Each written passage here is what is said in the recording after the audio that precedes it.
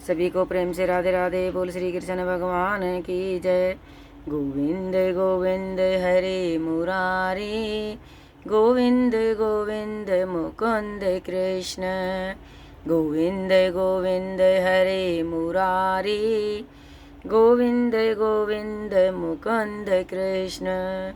गोविंद गोविंद रथामृपाणे, गोविंद दामोदर माधवेति, गोविंद दामोदर माधवेति।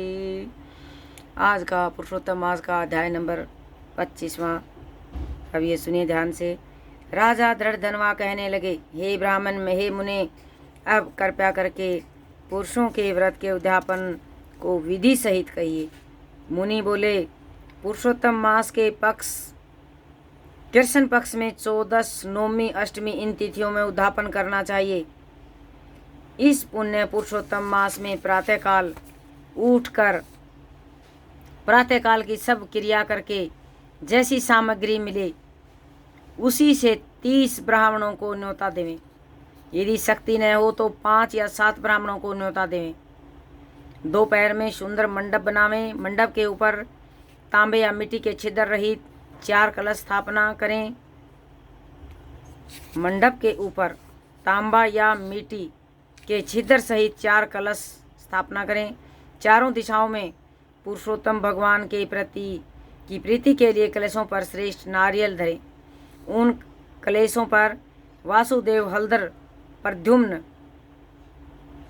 उत्तम देव या अनिरुद्ध इन चारों को स्थापना करें।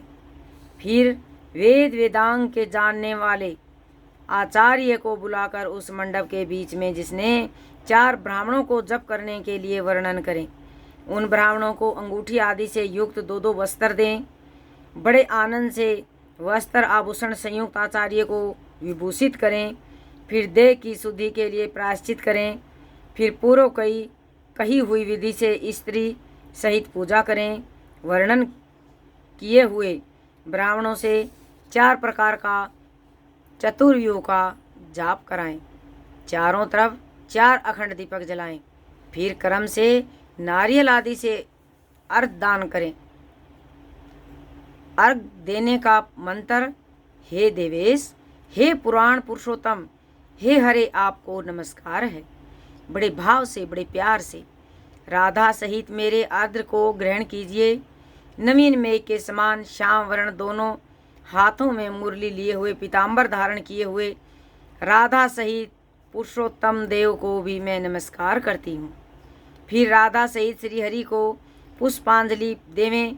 फिर स्त्री सहित भगवान को साष्टांग नमस्कार करें। फिर ब्राह्मण को श्रवण सहित पूर्ण पात्र देवें और फिर आनंद से आचार्य को बहुत सी दक्षिणा देवें। इसके पश्चात भक्ति से रहित सहित आश्रय को वस्त्र आभूषण से प्रसन्न करें। फिर ऋत्विजों को उत्तम दक्षिणा देवें। स्त्री पुरुषों के पहनने योग्य वस्त्र शंकर पार्वती के नाम से देवें। 8 और वस्त्र ऐसे देने चाहिए कि जो पहन सके, शंकर पार्वती के नाम से देवें। 8 प्रकार का पद देवें। जूतों का जोड़ा देवें।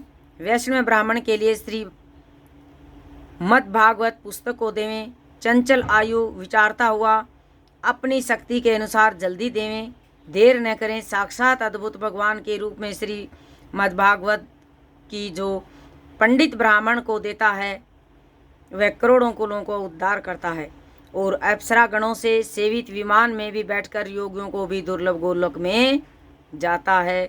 बोलिए श्री कृष्ण भगवान की।